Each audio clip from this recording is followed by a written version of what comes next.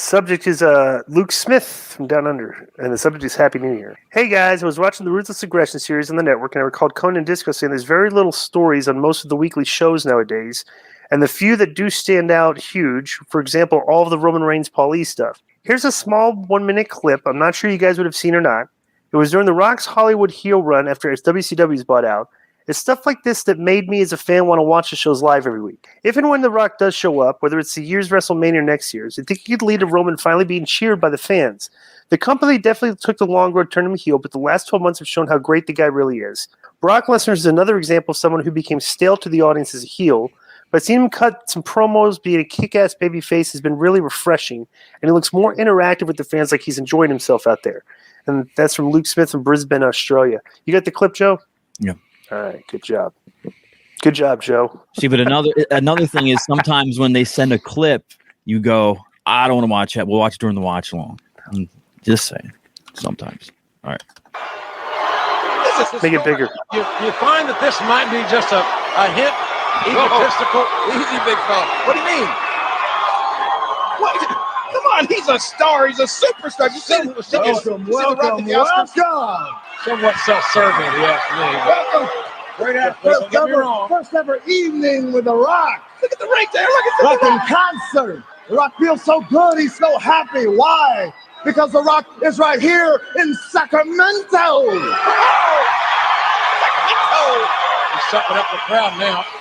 I tell you what, the absolute best part about being here in Sacramento is in about an hour and a half, The Rock is going to leave Sacramento. No better song to start off the show. Leaving Sacramento. Sacramento, there I go. Leaving Sacramento.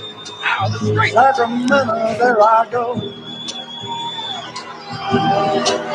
They got some fat ass women there, and Rock is gonna just say no. what a song, just say no. Well, I might take a plane, I might take a train. How do you people live here? You must be insane. I'm leaving Sacramento. Sacramento, I won't stay. Check this out. Check it out. But I'll be sure to come back when the Lakers beat the Kings in May. That's tremendous. I'll be sure to come back when beat the Kings in May. Man, that's number one with a bullet. Yo, who's like that today? Nobody. Nobody. Let me tell you this. You know what I got out of that immediately, right off the bat, hearing him talk? You know who kind of got his cadence from a little bit when he speaks, public speaking? Kind of get it from The Rock. Who did Rock sound like there? A little bit. See if you got this too. I don't know, but probably when you tell me, it'll click. Sound a little bit like Barack Obama. I bet you Barack kind of got his oratory skills swag from The Rock, from watching a lot of The Rock. So you don't see because he watched The Wire. Right, every time he puts up his best songs, there's always like hip hop songs in there that you wouldn't expect. Mm-hmm. You know what I'm saying? Yeah. The Rock is just tremendous, though. So yeah, I mean, there's what was the question there? For example, I guess he really didn't have it. Oh, he thinks if you think it could lead to Roman finally being cheered by the fans. Nah, Rock can't come back as a heel. I mean, the guy's the guy's the biggest baby face on the face of the planet Earth practically right now. It's like you'd have to be just like he would be acting and nobody would take it seriously. You know what I'm saying? So right. Next is from Ilya. Isn't it funny too, bro? Has The Rock ever really been involved in any I can't recall. As famous as this guy is, has he ever, to your memory, been involved in any scandalous behavior or anything?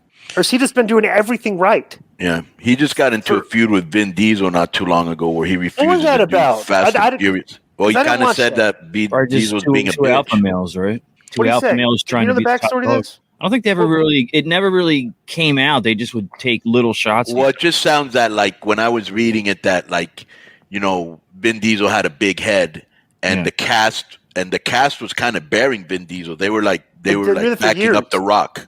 That's been years and years and years with Vin Diesel. But he's difficult to work with. Yeah, that and then he was saying that he was taking a lot of credit for a lot of the stuff on the show that wasn't his stuff that he said he produced that he never produced, and then Rock would tweet like, "Oh, so we're producing now, huh?" And so then the other cast member would throw in little things, the producer Vin, like that. So like the cast was backing Rock up every time Rock threw at him. So you could tell. I felt in this, Rock was right. This guy was being presumptuous. And then he called Rock. He reached out to him and he asked him if he would please come back and do the franchise. And he said, absolutely not. Yeah. So there's big heat there. This is from an hour ago. This past June when Vin and I actually connected, not over social media. I told him directly and privately I would not be returning to the franchise, Johnson told CNN recently. I was firm yet cordial with my words and said I'd always be supportive of the cast and always root for the franchise to be successful, but there was no chance I would return. And then Vin Diesel on Instagram calls him. He's trying to get him back into the franchise, but he starts out this Instagram post with, "My little brother Dwayne, the time has come. The world awaits the finale of Fast 10. As you know, my children refer to you as Uncle Dwayne in my house. There's not a holiday that goes by. Legacy awaits, blah, blah, blah. I told you years ago I was going to fulfill my promise to Pablo." But even that, my little brother Dwayne seems a little condescending. You know? Let me tell you this. You got to understand. What was that? The name escapes me here. That the Vin Diesel was doing the space character something years ago. What was that called?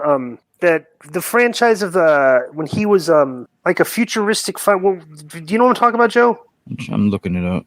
Not Triple X. No, not Triple X. It was Chronicles of Riddick. Chronicles of Riddick. Okay? They're like the Riddick series. Okay, so he like Vin Diesel started getting paid like bank. Yeah. Like he was one of the highest paid guys in Hollywood. All right, and he's kind of been a one-trick pony. He had that. He showed kind of his acting side in the what was it, the movie about the stock market guys? What was that called? Boiler Room. Boiler Room. Okay, show that. But then he kind of just got didn't really get a lot of other roles, and then got into the Fast franchise. So he's kind of like he hadn't really had the range that like some of these other actors have had, and that have kind of surpassed him in popularity and surpassed him in making money. And I think that kind of like maybe his ego got to him a little bit, and he's kind of been upset. Well, you got to remember he was probably the top alpha male in Hollywood. Everybody, and all of a sudden The Rock shows up. Right. A lot younger, bigger, more wittier.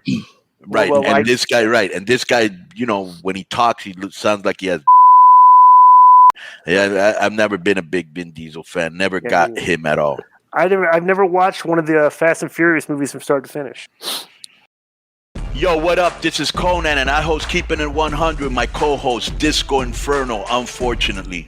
Well, I'd say you're my co-host. Listen, every Thursday here on Spreaker, we talk pro wrestling, sports, movies, music, TV, pop culture, and some politics. It's everything the rest of the pro wrestling podcasts are not.